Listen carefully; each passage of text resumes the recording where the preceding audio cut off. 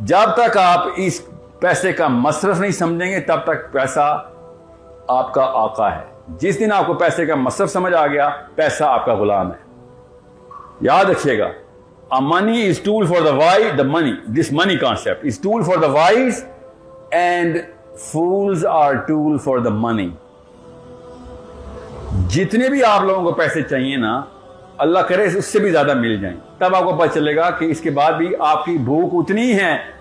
नबी अलैहिस्सलाम ने इरशाद फरमाया कि इब्ने आदम को मुझे आपको अगर सोने का एक पहाड़ मिल जाए ना तो उस पर चढ़ता है, उसके बाद वो दूसरे सोने के पहाड़ की तरफ मुंह कर लेता है। ये भी चाहिए, सारा चाहिए ना हमें। नबी अलैहिस्सलाम ने इरशाद फरमाया कि इब्ने आदम का पेट सिर्फ कब्र की मिट्टी पूरी तरह भर सके, तस्कीन वरना नहीं आनी इसको, ये भूखा ही रहेगा सारी उम्र। Now that's why I'm telling you, जब when I come to extreme commerce or Amazon based or business, I love the concept कि भाई एटलीस्ट नौकरी से बाहर निकाल रहे, मगर उस पर्पस से नहीं दूर होना अपने आप को। आपके ये वाले माल कहां पे चाहिए हमें पता होना चाहिए, आपको भी पता होना चाहिए। इस वक्त दुनिया में कोई यहूदी नहीं बचा जिसको 18वें साल में नहीं पता होता कितने पैसे मैंने इसराइल को देने। अभी नौकरी नहीं लगी होती उसकी, अभी बिजनेस नहीं शुरू होता, उसको कैसे पता चल जाता है कि मैंने इसराइल को कितने पैसे देने। इंडोनेशिया में बैठा यहूदी पहले से तैयारी कर रहा है, इस तल अवीव कितने पैसे भेजूंगा मैं। वो ज्यादा पैसे बनाते हैं आप लोगों से और मेरे से, समझ रहे हैं। वो सारे के सारे एक जितने अमीर भी नहीं हो, उनके गरीब भी हैं जो कि अपना सदका उधर, अपना सारा का सारा माल इसराइल में भेज रहे हैं।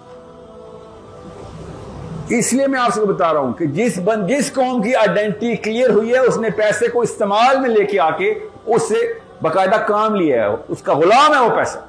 हम लोगों को अल्लाह ना करे कि पैसे मिल जाएं क्योंकि अभी तक आइडेंटिटी क्लियर नहीं हुई। मैं बताता हूं ना, बहुत अच्छा सवाल है। जहां पे दीन का काम हो रहा है वहां पे मेरे और आपके ऊपर सवाल है लिटरली कि वो यहूदियों से ही कुछ सीख लेते। जब कौम की आइडेंटिटी क्लियर करते हैं तो अपना निजाम एस्टेब्लिश करना शुरू हो गए। वो कहते नहीं है, वो ग्रेटर इसराइल का नाम सुना है?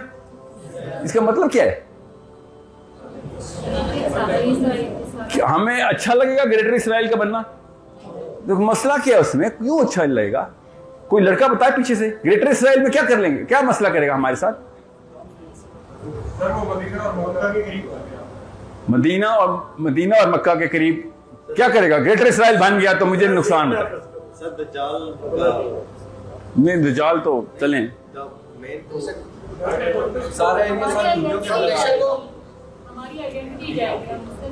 वो तो जा चुकी बेटा, कब की आइडेंटिटी कब की जा चुकी है।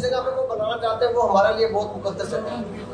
ये मसला है। बिल्कुल आपने अकेले ने नहीं कहा, ये बड़े मुसलमानों ने बताया कि सर ग्रेटर इसराइल में और कोई मसला ना होता अगर हरमैन की तरफ रुख ना कर देते हो, अगर वो अफ्रीका की तरफ ले जाते हो, बनाना तो ग्रेटर इसराइल।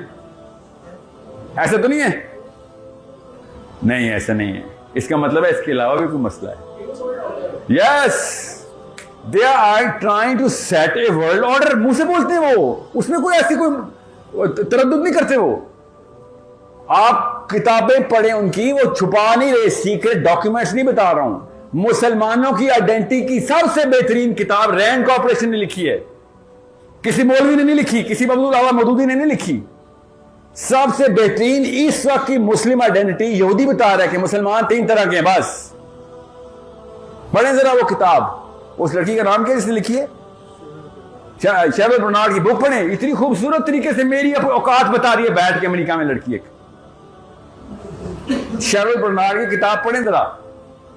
मुस्लिम आइडेंटिटी है उन सबको क्लियर है, हमें मुस्लिम आइडेंटिटी नहीं क्लियर हो रही।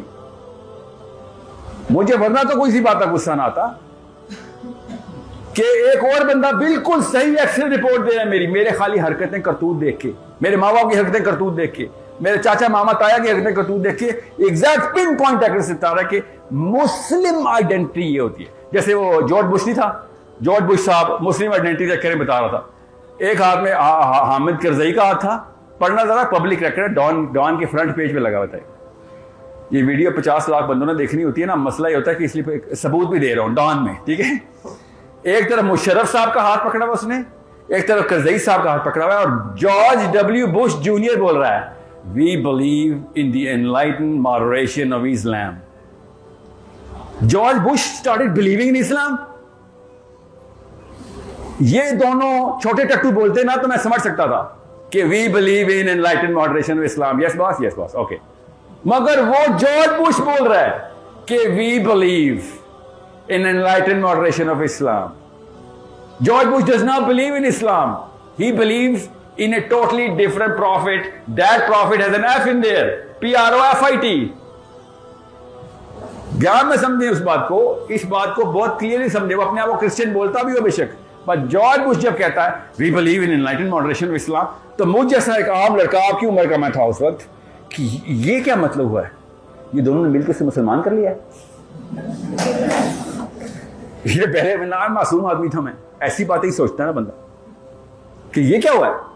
बात साफ समझ आ गई कि नहीं नहीं नहीं, ये वाले इस्लाम पे तो हम भी बिलीव करते हैं। ये कह रहा था वो कि ये जो दो लोग छोटे छोटे आए हुए हैं, मेरे छोटे, उसने मुंह से बोला है ऐसे पकड़ के, दोनों के हाथ ऐसे पकड़ के, कि इनके वाले इस्लाम के ऊपर तो हम भी बिलीव करते हैं।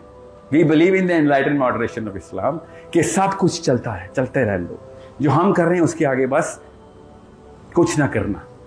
इधर यू आर विद अस और अगेंस्ट अस। यस, इसलिए मैं आपको बता रहा हूं कि जब मुशर्रफ साहब की वो वीडियो रिलीज होती है ना, वो भी देख ले सारे के सारे ऑडियंस में, जो भी देखेगा फेसबुक और यूट्यूब पे, वो वीडियो भी गूगल कर ले। मुशर्रफ साहब तरले मार रहे हैं अमेरिकन चांसलर के, put me back into power please, give me back my power, please put me back into power. वो हाथ में क्या चीज है, मशरूब कौन सा है, मैं तोहमत नहीं लगाना चाह रहा, क्योंकि बहुत छोटा गुनाह है कंपेयर टू वो जो कर रहा है।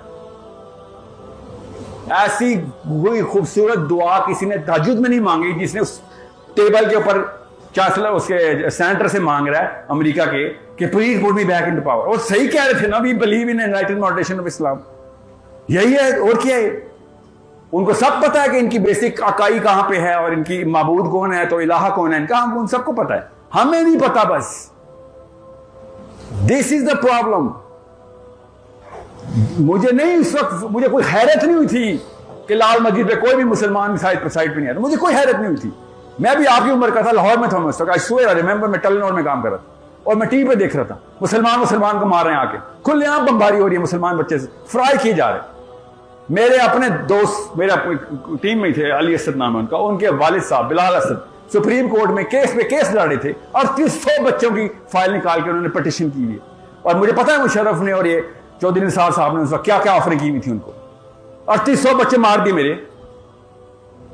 और क्या झूठ बोल रहे टीवी पे आके कि नहीं वो 12-13 बच्चे थे कोलैटरल में मारे गए।